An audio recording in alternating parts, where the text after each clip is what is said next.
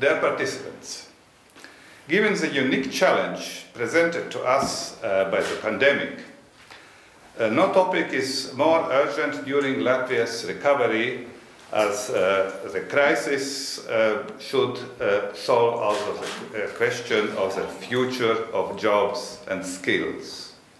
Therefore, it is my honor to open this conference on the future of jobs. The COVID-19 pandemic has created severe tensions, not only in our healthcare system, but also on the economy and the job markets. Those working within the sectors of hospitality, tourism, culture, and aviation will feel more acutely than anyone. This crisis has created unprecedented impact on everyone, but especially lower paid workers who will continue to experience uncertainty in upcoming months. However, even before the pandemic, we lived in uncertain times. And the purpose of today's conference is to identify the trends and main reasons behind the uncertainty and what could be done, what could be the solutions. The shortage of skilled labor has been a growing problem for Latvia in the last decade, and this problem is faced by almost every sector of Latvian economy. For a small economy like ours, we have always needed all hands we can get. But in the past decade, the financial crisis, subsequent immigration wave, and the declining demographics have aggravated the situation. Reform in the educational system is essential to make sure that our homegrown talents remain competitive in the future. And I am pleased we are making progress in this area.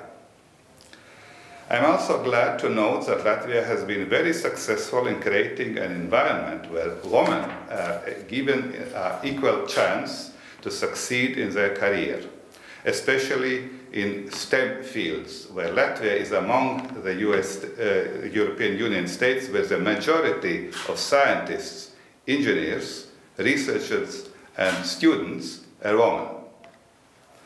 However, improving the quality of the educational system and the levels of citizens' participation in the economy is only one side of the solution for the future of jobs. In the recent years, all over the globe, the speed of technological innovation and development has become much more faster. The rate of automation in digitalization is accelerating also in Latvia. We are proud of our companies that are achieving great results in the export markets, but to continue their growth, they must recognize the value of human capital investment. According to the recent survey by the Foreign Investors Council in Latvia, the rise of unemployment because of the pandemic has not helped to address the labor shortages in some sectors, because the skills of the unemployed do not match with labor market needs. The Latvian companies should seize the opportunity and invest in the skills of their employees to continue experiencing growth in productivity and gaining competitive advantage. Latvian businesses should take a lead on the job training and provide opportunities to workers to upgrade their skills, especially in the post-pandemic recovery period. We urgently need to equip our citizens with skills that are necessary to prepare them for changes our economy will experience in the upcoming years. However, to change something, we first need to recognize that there is a need to change. The Latvian government must be more proactive and make a political priority to invest in the reskilling and upskilling programs for our population, going beyond vocational education and training. A massive investment in skills is needed to achieve the green and digital transformation in our economies. This is recognized across the European Union and should be recognized also in Latvia. The government should look at creating a standardized way towards mapping skills gaps in Latvia and helping the economy to fill in the shortages they experience now. Looking into the future and in the context of COVID-19, priority should be given to preventive work with people whose jobs are endangered by the introduction of new technologies and automation. To progress towards a more prosperous and inclusive society, we as individuals must also have smarter choices, and we must be prepared for lifelong learning. We must seek out opportunities to update our knowledge and learn new skills, and lifelong.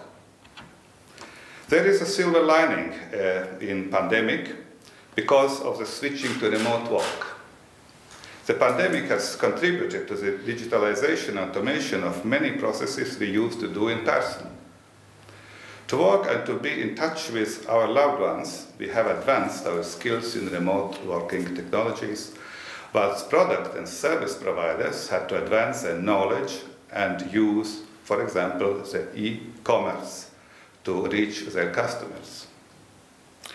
When it comes to digitalization, we must not forget that it is changing and will change not only provisions of work, but also the relationship and communication between the state and service providers on the one hand and citizens on the other. The transfer from real and human communication to automated and digital must be designed in such a way that it does not diminish the existing rights and opportunities of citizens. Under no circumstances should digitalization create a new divide, a digital divide. For the society to benefit from digitalization, we must recognize that digital communication must meet certain standards, which may not be deviated from. The usual banal, meaningless formulas used in this connection, for example, user-friendly, fast and unbureaucratic, and so on, are not appropriate there. The new standards and conditions must consider, for example, that the user always has access to his entire file at once and can store it electronically on his local server and print it.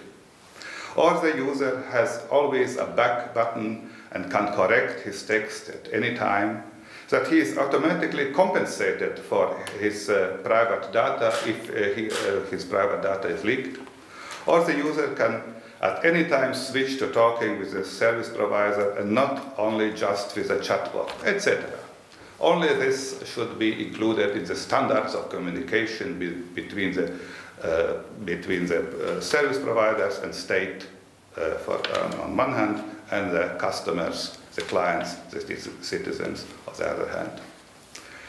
In short, we must have a clear understanding about the kind of relationships we want to digitalize, as well as know the real costs and the real savings of digitalization for our society. At the heart of successful digitalization will be the talent able to carry out changes effectively. Accordingly to European Digital Economy and Society Index, people in Latvia have one of the lowest level of basic digital skills amongst the European Union countries. We need to change that, because in the modern age we have very complex problems to solve, like pandemics, income inequality, threats from disinformation, cybersecurity problems, and by far the most global of them is the climate change. Speaking further about remote working, I would like to point out that this is not only a question of working space and communication channels. That certainly calls for adaptation of skills, but that is not all. With expansion of remote work, the whole concept of work and its content, the place and the role of work in a person's life changes in the sociological sense. Let me remind that since ancient times, people have worked in order to earn a living, but the understanding of and the meaning and the content of work as we use it today is closely linked to the rise of industrial capitalism into our economies, beginning with the 18th and especially 19th century. Thanks to the workers' movements, trade unions, the situation of workers has continually improved. These days, it is regulated by labor laws. Modern labor laws that regulate working hours, vacation, relations with the employer, salaries, insurance, and many other work-related issues are regulated in the European Union on two levels, on the EU level and on national level. Labor laws form the legal framework for labor relations. However, they are rooted in the classical model of work, physical presence, full-time, with one employer. Of course, in recent years, given the change in the real situation, labor laws have to some extent become more flexible. However, they do not reflect sufficiently the situation of remote workers. Labor laws primarily protect workers against exploitation and protect their health. For example, what is the work schedule of an employee, how it is registered, whether the employer is allowed to communicate with the employee outside the working hours, as well as insurance and many other specific issues. For remote works, there is no suitable regulation till now. So, as remote work becomes more widespread, the protection of employees must not decrease. The same applies to the self-employed or semi-independent workers. Their protection, especially against exploitation and self-exploitation, must be ensured. In this context, I will point out another problematic area regarding remote working. This is a question of living in one country, for example Latvia, and working remotely in another country, for example Germany, United Kingdom, or Singapore, and vice versa, of course. Such opportunities to work remotely have become much more real. Yet how do rules for labor protection applies in such situations? In particular, has the taxation system adapted to such a situation? I know personally of several cases where companies refuse to employ suitable candidates living abroad because they say it is too complicated from the legal taxation point of view. In any case, if we speak about the future of employment, qualifications, and skills, and we see that remote work can and will be increasingly widespread, we need to involve a wider circle in the discussion. Lawyers, government, parliaments, who ought to turn without delay to the development of regulations covering remote work, so that the legal framework for labor relations does not create unnecessary complications that slow down the economy. This applies both to the European Union and to the national legislator.